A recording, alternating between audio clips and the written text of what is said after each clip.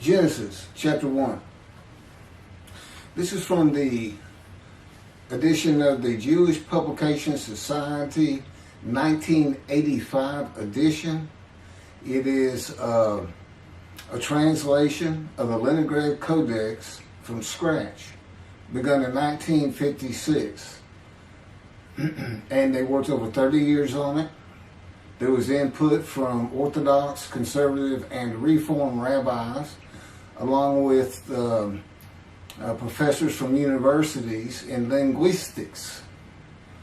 It's the best rendition you can find out there. It's far better than anything I've seen used by Shabbat, Jews for Judaism, Outreach Judaism, Tobias Singer.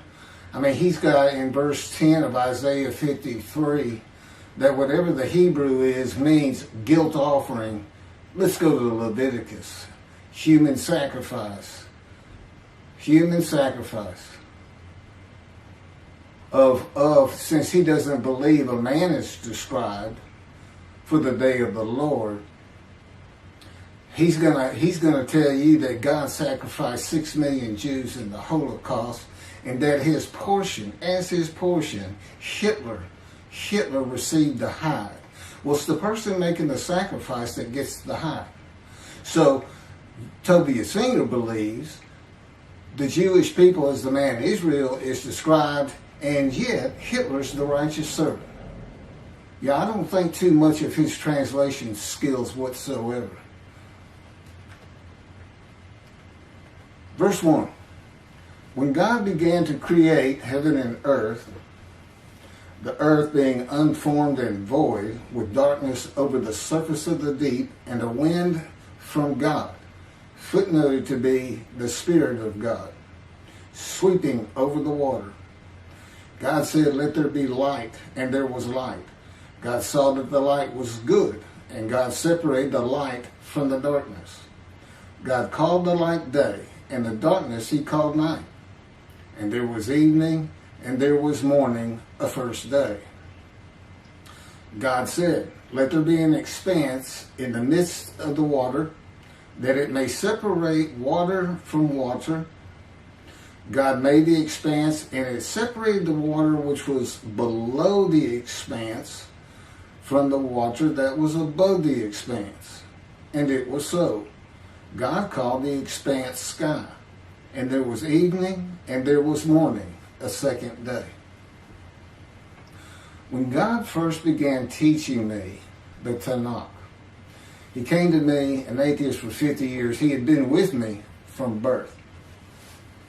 Just to make sure I lived a life of pain, suffering, familiar with disease, and fit every single verse of Isaiah 53.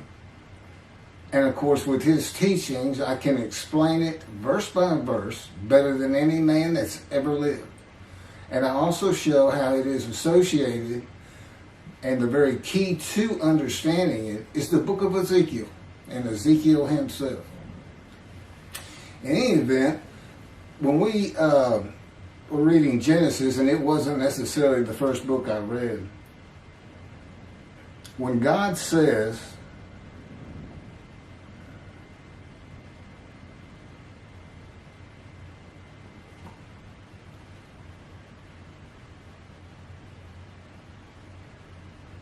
"Let there be light," and there was light, and God separated the light from the darkness.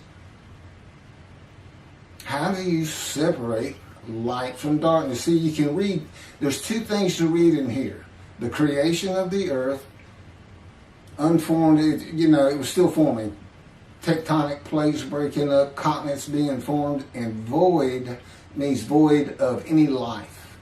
There's no life at this point in time. But you can read more into it. This is what he taught me.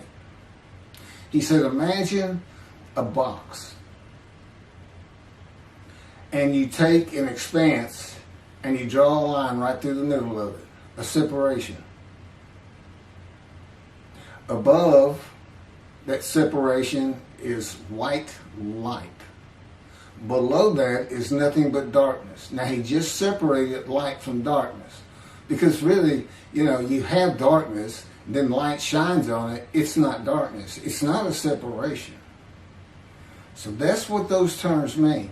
And then he had to put a sun for there to be light on the earth. Okay, that means we're in the darkness. You have the expanse, then above that, heaven, white light. That's how he explained it to me.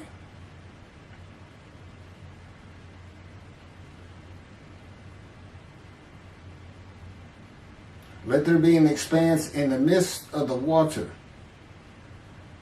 that it may separate water from water. Again, just like separating the light. In the realm of God, there is an element that can be associated with waters of the earth. Okay, because it says he puts an expanse and there's waters above and waters below. The waters below would be the waters of this earth. The waters above would be waters of heaven, or an element that's very similar to it.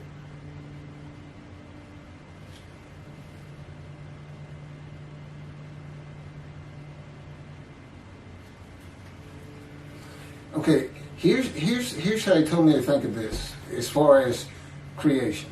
Now we know Genesis, creation of the earth, and then it was no longer void with the creation of life. But God is in darkness. Okay, He's gonna make a separation between light and darkness.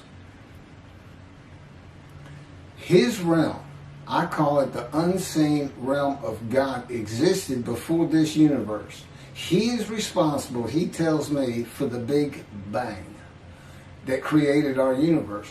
Our universe sits within His universe, the original universe. Two universes in one. One that has materials and substance and worlds and stars and sun, and one that does not. Although it is full of elements we can't understand, including spirit itself. These waters, light. What is the great white light? What is the source? So that's the beginning. And you can read it into the first 10 verses or so, whatever it was I just read. The second paragraph began at verse 6.